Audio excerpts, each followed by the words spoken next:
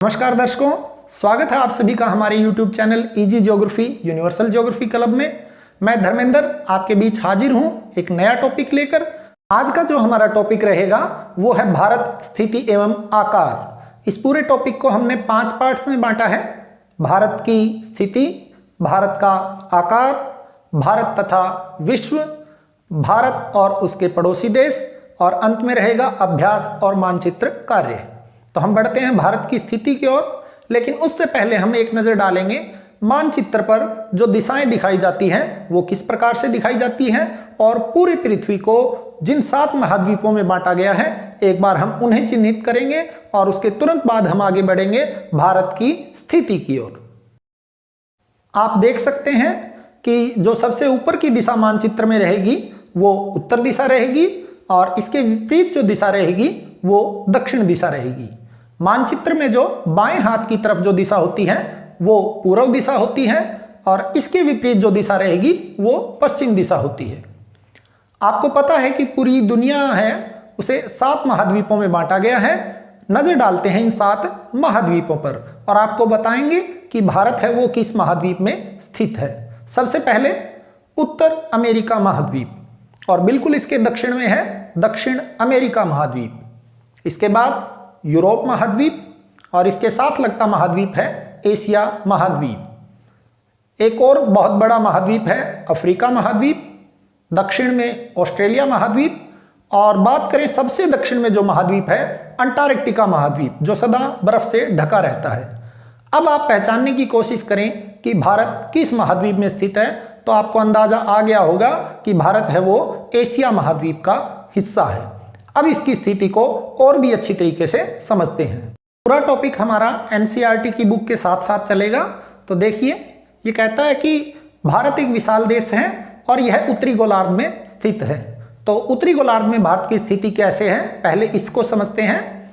आपके सामने विश्व का मानचित्र है और आप देख सकते हैं कि इसके मध्य में एक रेखा आपको दिखाई दे रही है जिसे भूमध्य रेखा कहते हैं। यह रेखा पूर्णतः काल्पनिक है और इसका नाम भूमध्य रेखा इसलिए रखा गया है क्योंकि यह भूमि के मध्य से मानी गई है। अब आप देख सकते हैं कि इस रेखा के कारण पूरी पृथ्वी है वो 2 हिस्सों में बंट जाती है। पृथ्वी की आकृति गोल मानी गई है, इसलिए जो उत्तर दिशा की तरफ का जो गोला है उस आधे भाग को हम उत्तरी गोलार्ध और जो दक्षिण दिशा का आधा भाग है उसे दक्षिणी गोलार्ध के नाम से जानते हैं। आप देख सकते हैं इसके आधार पर कि भारत की स्थिति क्या रहेगी। तो आपका सीधा जवाब बनेगा कि भारत उत्तरी गोलार्ध में स्थित है, लेकिन यह इसकी पूर्ण स्थिति नहीं है। एक नजर और डालते हैं। इस मैप को आप देखिए, इसमें आप एक और रेखा देखते हैं जो कि खड़ी दिखाई देती है। इस रेखा का नाम है प्रधान मध्याह्न रेखा। ये रेखा भी पूरी पृथ्वी को 2 भागों में बांटती है। पश्चिम दिशा का जो भाग है उसे पश्चिमी गोलार्ध के नाम से जाना जाता है और पूर्वी गोलार्ध जो पूर्व दिशा की तरफ का आधा भाग है उसे कहा जाता है। इस प्रकार अगर आप भारत की स्थिति जानना चाहें तो आपका जवाब होगा कि भारत पूर्वी गोलार्ध में स्थित है। अब देखते हैं दोनों मैप्स को कंबाइन करके। तो आप देखिए, भूमध्य रेखा ने पूरी पृथ्वी को 2 गोलार्धों में बांट दिया। इसी प्रकार से प्रधान मध्याह्न रेखा ने भी पृथ्वी को 2 भागों में बांट दिया और पूरी पृथ्वी है वो 4 हिस्सों में बंट जाती है। तो अब आप भारत की सही स्थिति देखेंगे तो हम कहेंगे कि भारत उत्तर पूर्वी गोलार्ध में स्थित है, लेकिन अगर आप उत्तरी गोलार्ध जवाब देते हैं तो भी उसे सही मान लिया जाता है। यहां आप देख सकते हैं कि भारत है 8 डिग्री 4 मिनट उत्तर अक्षांश से 37 डिग्री 6 मिनट उत्तरी अक्षांश तथा 68 डिग्री 7 मिनट पूर्व से 97 डिग्री 25 मिनट पूर्व तक फैला है। मैप पर इस बात को समझते हैं इसका क्या अर्थ है। तो भारत का मानचित्र आपके सामने है। आप इस पर देख सकते हैं कि ऊपर से नीचे यानी उत्तर से दक्षिण की तरफ जो रेखाएं खींची गई है जिन्हें हम देशांतर रेखाओं के नाम से जानते हैं, और पश्चिम से पूर्व की तरफ जो रेखाएं खींची गई है इन्हें हम अक्षांश रेखाओं के नाम से जानते हैं। इन्हीं रेखाओं के आधार पर हम इस विस्तार को समझेंगे। आप देख सकते हैं दक्षिण दिशा में 8 डिग्री 4 मिनट ये उत्तरी अक्षांश रेखा है, क्योंकि जो पश्चिम से पूर्व रेखाएं हैं इन्हें हम अक्षांश रेखाएं कहते हैं, और क्योंकि भारत उत्तरी गोलार्ध में स्थित है इसलिए हम इस रेखा को कहते हैं 8 डिग्री 4 मिनट उत्तरी अक्षांश रेखा। इसी प्रकार से उत्तर दिशा में आप देख सकते हैं 37 डिग्री 6 मिनट उत्तरी अक्षांश रेखा। तो कोई आपसे पूछे कि भारत का अक्षांशीय विस्तार क्या है, तो वो रहेगा 8 डिग्री 4 मिनट से 37 डिग्री 6 मिनट। इसी प्रकार से अगर हम देशांतरीय विस्तार की बात करें तो गुजरात की तरफ से 68 डिग्री 7 मिनट पूर्वी देशांतर से लेकर 97 डिग्री 25 मिनट पूर्वी देशांतर तक भारत का विस्तार है। ये विस्तार अक्षांश और देशांतर रेखाओं के आधार पर है। कर्क रेखा 23 डिग्री 30 मिनट उत्तर भारत को लगभग 2 बराबर भागों में बांटती है। तो इसे भी हम मानचित्र पर आसानी से समझ सकते हैं। आप देख सकते हैं तीर के निशान के द्वारा हमने इस रेखा को दिखाया है। अक्षांश रेखा है ये और लगभग भारत के मध्य से गुजरती है। भारत के 8 राज्यों से होकर ये रेखा गुजरती है और इस रेखा को नाम दिया गया है कर्क रेखा और इसका मान है 23 डिग्री 30 मिनट उत्तरी अक्षांश रेखा या इसे 23.5 डिग्री उत्तरी अक्षांश रेखा भी कहा जाता है। और यही वो रेखा है जो भारत को लगभग 2 बराबर भागों में बांटती है। आगे आप इसमें देख सकते हैं कि अंडमान निकोबार द्वीप समूह बंगाल की खाड़ी में और लक्षद्वीप समूह अरब सागर में स्थित है। तो इन दोनों स्थितियों को भी हम भारत के मानचित्र के साथ समझेंगे। आप मानचित्र में देख सकते हैं कि पश्चिम दिशा की तरफ अरब सागर की स्थिति है और जो भारत के पूर्व दिशा की तरफ है, दक्षिण पूर्व इसे हम कहेंगे, यहां बंगाल की खाड़ी स्थित है।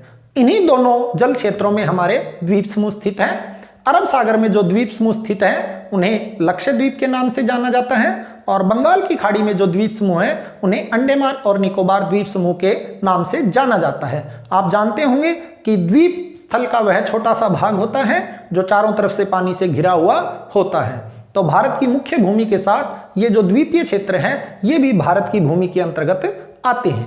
क्या आप जानते हैं भारतीय संघराज्य का सबसे दक्षिणी बिंदु जो कि इंदिरा बिंदु था, सन 2004 में सुनामी लहरों के कारण जल में जलमग्न हो गया। जी हाँ, भारत के मैप पर आप इसको देख सकते हैं। 6 डिग्री 45 मिनट की उत्तरी अक्षांश रेखा के द्वारा इसे दर्शाया गया है।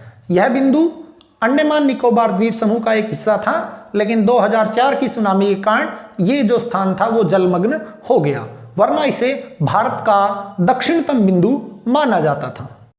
भारत की स्थिति के बाद अगर बात करें भारत के आकार की और इसके क्षेत्रफल की, तो आप देख सकते हैं कि भारत का क्षेत्रफल 32,87,263 वर्ग किलोमीटर है और पूरे विश्व का 2.4% क्षेत्र है वो भारत ने घेर रखा है। आप इसे पाई चार्ट के द्वारा भी समझ सकते हैं। पूरे विश्व का जितना क्षेत्र है उसमें भारत का जो क्षेत्र है वो 2.43% है।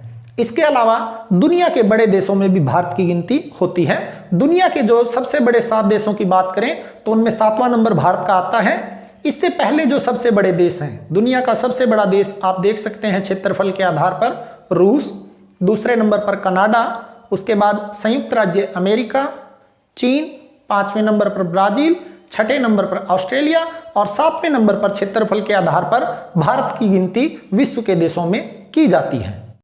हम पढ़ चुके हैं कि भौगोलिक क्षेत्र जो भारत का है वो विश्व का 2.43% है और भारत विश्व का 7वां बड़ा देश है क्षेत्रफल के आधार पर।